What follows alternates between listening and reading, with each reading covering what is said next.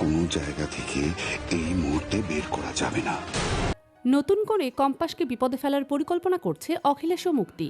বিহানের জন্মদিনে বিহান কম্পাসকে জব্দ করার ফোন দিয়ে আটল। হ্যাঁ, এরকমই কিছু দৃশ্য হতে চলেছে আজকের কম্পাস ধারাবাহিকের এপিসোডে। শুরুতেই আমরা চৌধুরী বাড়ির ড্রয়িং রুমের দৃশ্য দেখতে পাই। সেখানে মুক্তি সবাইকে অনুরোধ করতে থাকে যাতে তাকে এই বাড়ি থেকে বের করে না দেয়।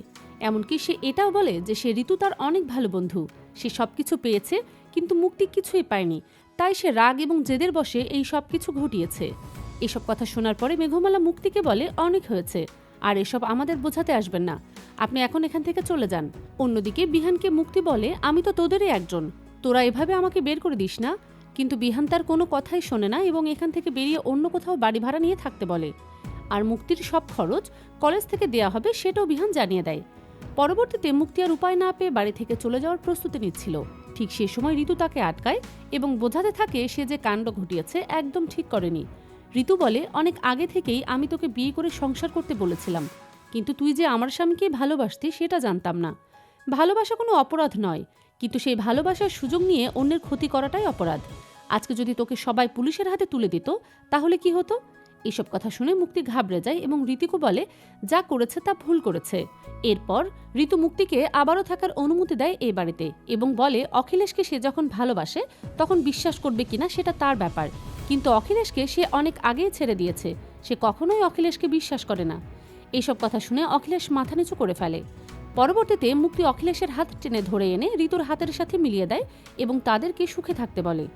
এরপর মুক্তি সেখান থেকে কাঁদতে কাঁদতে ঘরে চলে যায়। তখন ঋতু সবাইকে বলে যেটা জীবনের ঘটার সেটা ঘটবেই, তাই বলে আমাদের এইভাবে মনমরা হয়ে থাকতে হবে সেটা তো হয় না। আমি চাই না আমার পরিবার সবসময় এরকম থাকুক, আমি চাই আমরা সকলে আনন্দ খুশি করেই থাকব। এরপর সকলে মিলে বিহানের জন্মদিনের আয়োজন নিয়ে আলোচনা করতে থাকে। ঠিক সেই সময় সেখানে শ্রেষ্ঠা এবং মোনালিসা চলে আসে। শ্রেষ্ঠা ঘরে ঢুকেই ঋতুকে বলে শুনলাম আপনার নাকি অনেক জ্বর, বিছানা থেকে উঠতে পারছেন না, কিন্তু এখানে তো এসে দেখছি কারো জন্মদিন নিয়ে আলোচনা হচ্ছে। পরবর্তীতে ঋতু শ্রেষ্ঠাকে জিজ্ঞেস করে সে কি করে জানলো ঋতু অসুস্থ। তখন আমরা ফ্ল্যাশব্যাকের একটা দৃশ্য দেখতে পাই। সেখানে মোনালিসা তার মাকে জানিয়েছিল ঋতু অসুস্থ আর তাকে দেখতে যেতে হবে।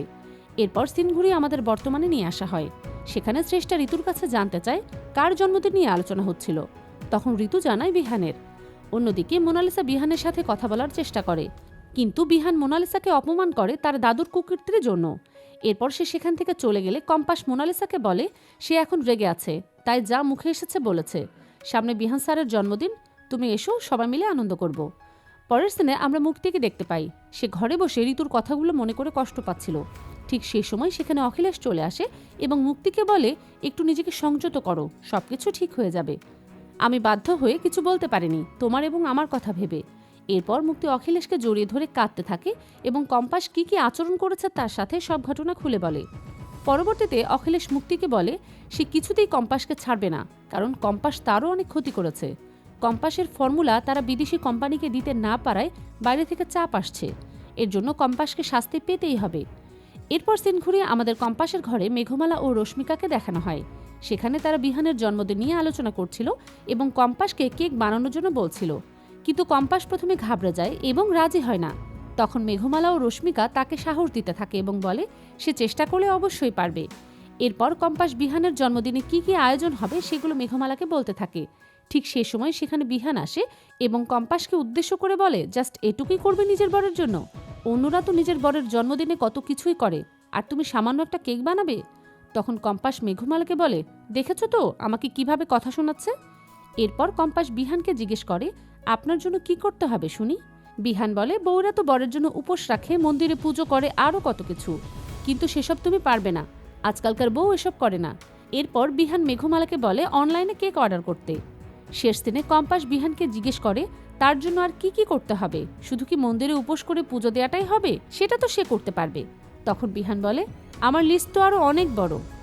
আজকের পর্ব এইটুকুই, দেখা হচ্ছে আগামী পর্বে।